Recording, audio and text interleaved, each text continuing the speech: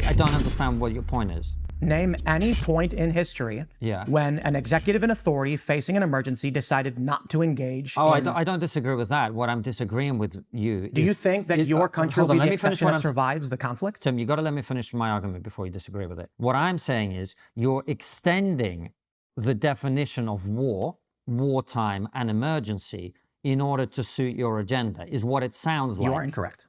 Okay, why am I incorrect? Because I've already described fourth and fifth generational warfare, academic terms that describe a state of conflict in which a faction of people is trying to take power from another Well, that's what we faction of disagree people. about, right? What I see... It's not an issue of disagreement. I'm giving you an academic statement as to which what I'm is. entitled to disagree with. There's a lot I could say about this video, but I'm going to keep it short and just say this academic statement, this claim about fourth and fifth generational warfare academic terms intrigued me because of how certain people, probably about 10 years ago, tried to redefine racism as being prejudice plus power equals racism. If you want to understand racism, you need to talk sociology. And sociology explains racism as a combination of prejudice and power. Which was an academic term to redefine that. Still, I don't want to dismiss it outright. So I decided to look up the academics in question who theorize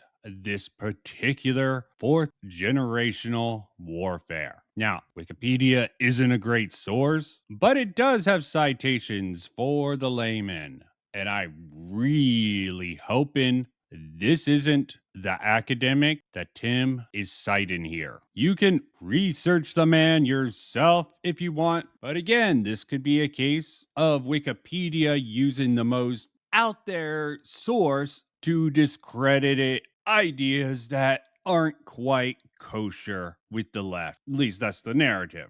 Let's just say this name is gonna come up in a future video of mine. And in particular, somehow the one Wikipedia cites as a source for coming up with fourth generational warfare is this guy. And just to let you know, this is a fictional novel that I'm going to be comparing to Left Behind. I'm giving you an academic statement as to which what I'm is. entitled to disagree with, right? Just because something is academic doesn't make it correct. You would figure someone in the culture war for so long, like Tim, would understand this. There's more I could go on with about this, like how he's using this redefined academic definition of fourth and fifth generational warfare to make his Civil War argument, among many others. That paired along with a certain section earlier. In this administrative conflict, Donald Trump, I believe, is obligated to say, I have heard the ruling from the court, now try and enforce it, which is a play on Andrew Jackson's famous quote when the Supreme Court ruled against him.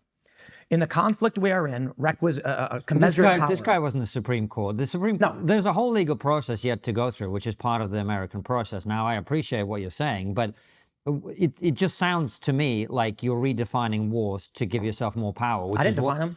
Which is what every dictator's always... I'm pretty sure Tim said, I didn't do it, academics did. It just sounds to me like you're redefining wars to give yourself more power. I didn't define them.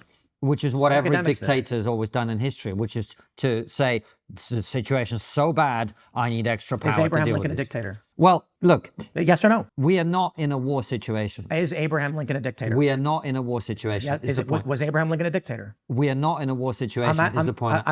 Okay, you're right. I'll just say you're right. Okay, now, is Abraham Lincoln a dictator? So, look. Yes or no? So Tim Pool here is pressing Constantine here with the question, was Abraham Lincoln a dictator? For some reason, which is a historical example of dictatorial-like powers being used by the presidential office, along with his academic definition still being skewed of fourth and fifth generational warfare being combined together. Still not going to say anything about William S. Lynn in this particular video. You can look into him if you want to. And I'm sure there's more to Tim Pool's academics than just that guy. I'll have to look into it.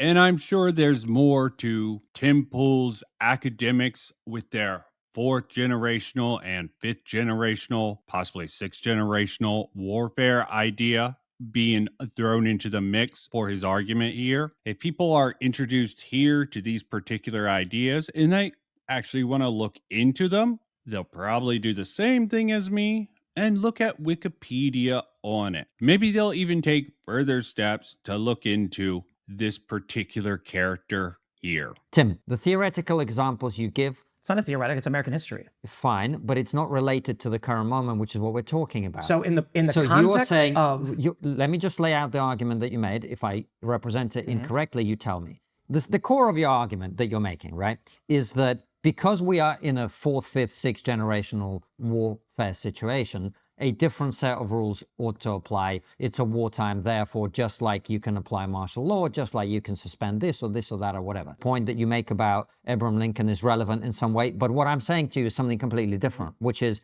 we're not in a war. Okay, so let me ask you a question. Yeah. Was Abraham Lincoln a dictator, yes or no? I don't know. Yes, the theoretical thing Constantine seems to be bringing up here is his fourth and fifth generational warfare idea that he's using to redefine what war is, which is already sus on the surface. How it struck me, Tim, using the academic definition, seemed very similar to the Racism against white people is impossible, because racism equals prejudice plus power. To which you say, Well, the dictionary defines racism as the hatred or intolerance of another race or races. to which they say, This is the academic definition, and therefore that makes it better. but you see, the thing is, it's not actually the academic definition, as people like to claim. Not ignoring, of course, that the broad term academic could mean literally anything, but saying academic gives it a little more weight than saying